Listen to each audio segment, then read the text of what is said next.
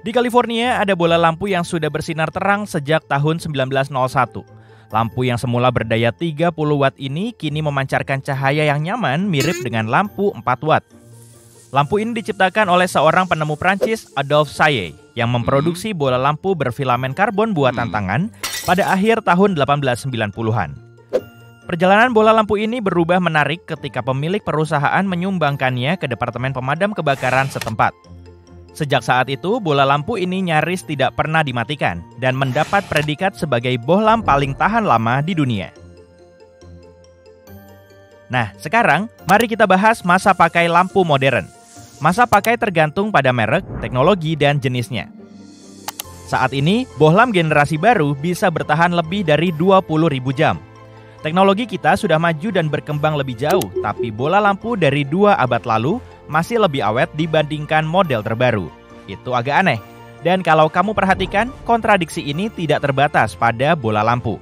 Rasanya, semua yang kita beli sekarang ini cenderung lebih cepat rusak dibanding dulu. Itu karena sesuatu yang disebut keusangan terencana. Ini adalah saat perusahaan mendesain produk agar cepat rusak atau tak lagi berfungsi dalam waktu singkat.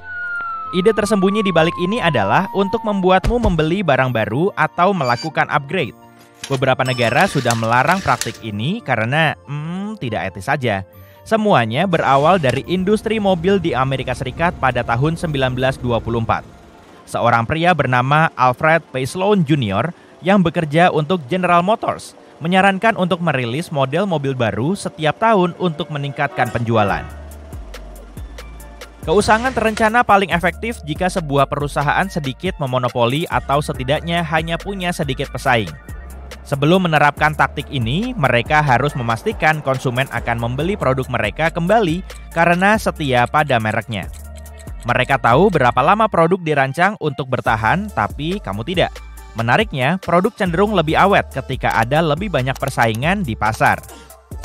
Sebagai contoh, ketika mobil Jepang dengan masa pakai lebih lama memasuki pasar Amerika pada tahun 1960-an dan 1970-an, produsen mobil Amerika harus lebih kompetitif dan membuat mobil yang lebih tahan lama untuk mengimbanginya.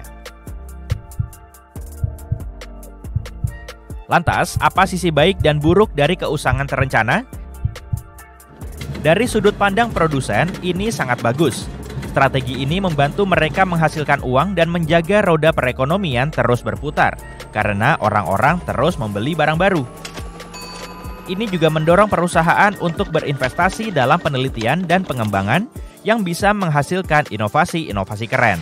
Tapi sisi negatifnya, ada banyak sekali limbah yang dihasilkan. Jumlahnya luar biasa banyak.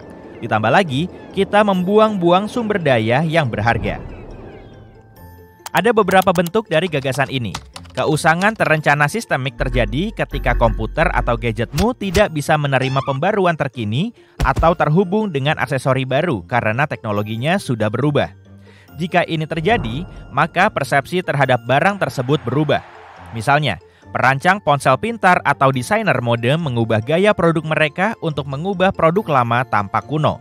Jika suatu barang dianggap kuno, berarti seperti punya tanggal kadaluarsa. Beberapa produk berhenti berfungsi atau dinonaktifkan setelah waktu tertentu yang memaksamu untuk membeli yang baru. Lalu ada keusangan terencana legal yang terjadi ketika ada undang-undang yang melarang penggunaan produk tertentu. Beberapa produk sengaja dirancang untuk tidak bisa diperbaiki. Pernahkah kamu mencoba memperbaiki barang elektronik yang rusak? Nah, beberapa perusahaan membuat hal itu mustahil dengan mengembangkan produk mereka sedemikian rupa agar tidak bisa dibuka atau diganti komponennya. Strategi produksi lainnya adalah dibuat untuk rusak. Beberapa produk sengaja dirancang agar cepat rusak. Produsen menggunakan bahan rapuh yang mudah rusak atau aus. Dan terkadang, kamu bahkan tidak bisa mengupgrade perangkat lunak di komputer atau ponselmu karena sudah tidak kompatibel lagi. Bagaimana dengan baterai tanam? Kamu tahu perangkat dengan baterai bawaan yang tidak bisa diganti? Nah, setelah beberapa tahun, baterai tersebut akan melemah dan kamu terpaksa membeli perangkat yang baru, bukan cukup mengganti baterainya. Hal yang sama berlaku juga pada pakaian. Barang-barang vintage cenderung awet selama beberapa dekade, tapi kalau membeli kaos baru, meskipun dari merek ternama, pasti akan ada kerusakan setelah beberapa tahun. Kita tidak sampai pada titik ini dalam satu hari. Sebuah studi terbaru tentang celana ketat mengungkap rahasia baru. Ternyata, merek-merek pakaian sengaja membuat celana ketat wanita yang cenderung mudah rusak, sehingga harus dibuang setelah 6 kali pemakaian. Celana ketat nenek kita jauh lebih tahan lama. 130 juta pasang celana ketat terjual di Prancis saja setiap tahunnya. Dalam studi ini, hampir 2/3 partisipan mengaku celana ketat mereka nyaris tidak bisa bertahan lebih lama dari 6 kali pakai. Mereka bukannya bosan memakainya, tapi celana ketat itu sudah tidak bisa dipakai lagi karena rapuh. Rata-rata wanita membeli sekitar 10 hingga 11 celana ketat per musim karena harus sering menggantinya. Penelitian ini menyoroti 2 penyebab utama, kain bermutu rendah dan penggunaan zat aditif yang diduga membuat celana ketat kurang tahan lama. Rupanya, produsen celana ketat membuatnya lebih mirip tabung untuk memangkas biaya, mengabaikan kontur alami kaki manusia. Mereka juga tampaknya kurang memperhatikan detail yang biasanya diselesaikan dengan tangan. Secara umum, dunia busana telah mengalami sejumlah transformasi besar dalam beberapa dekade terakhir, dan semuanya dipengaruhi oleh berbagai faktor. Kita bicara soal kemajuan teknologi, pergeseran cara berbelanja, dan perubahan cara pembuatan pakaian. Dulu, pakaian umumnya dibuat dari bahan alami seperti katun, wool, dan sutra. Pakaian-pakaian itu dirancang untuk bisa bertahan lama di lemari pakaianmu. Tapi sekarang, segalanya sudah berubah. Perhatian tertuju pada bahan sintetis seperti polyester dan nilon. Memang, bahan-bahan ini lebih murah untuk diproduksi, tapi mungkin tidak tahan lama atau kurang nyaman. Oh, dan jangan lupa dengan munculnya fast fashion. Ini semua soal memproduksi banyak pakaian super murah yang hanya dipakai sesaat sebelum akhirnya dibuang. Kualitas tidak selalu menjadi prioritas di sini. Kecepatan dan harga murah menjadi faktor utama. Tapi hey, jangan putus asa dulu. Ada sisi positif dari cerita ini. Kini, semakin banyak orang yang mengikuti tren mode berkelanjutan dan beretika. Mereka ingin pakaian yang terbuat dari bahan ramah lingkungan dan diproduksi dalam kondisi kerja yang layak. Dan tahukah kamu, gerakan ini mengembalikan kualitas dan daya tahan menjadi fokus utama.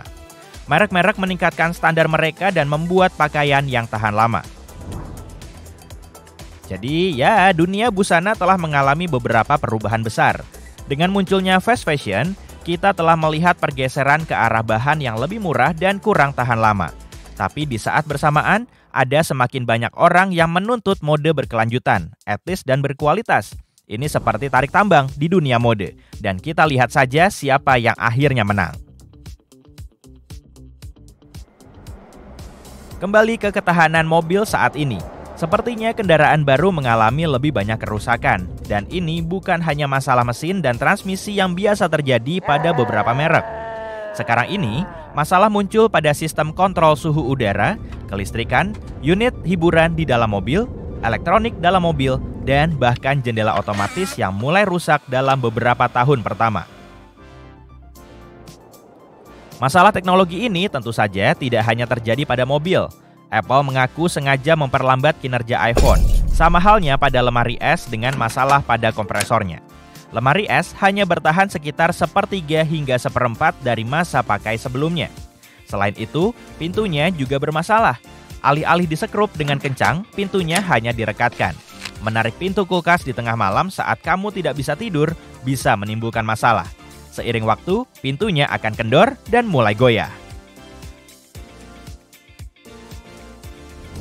Secara keseluruhan, ada sisi positif dari konsep ini. Sekarang ada produk yang dibuat tidak tahan lama untuk membantu lingkungan. Misalnya, kantong rumput laut sebagai pengganti kantong plastik. Suka minum teh? Kantung teh celup yang bisa larut sudah tersedia. Gumpalan air dan sendok yang bisa dimakan sungguh penemuan yang luar biasa. Banyak merek juga menjual deterjen atau sampo dalam bentuk gumpalan dan pasta gigi berbentuk tablet.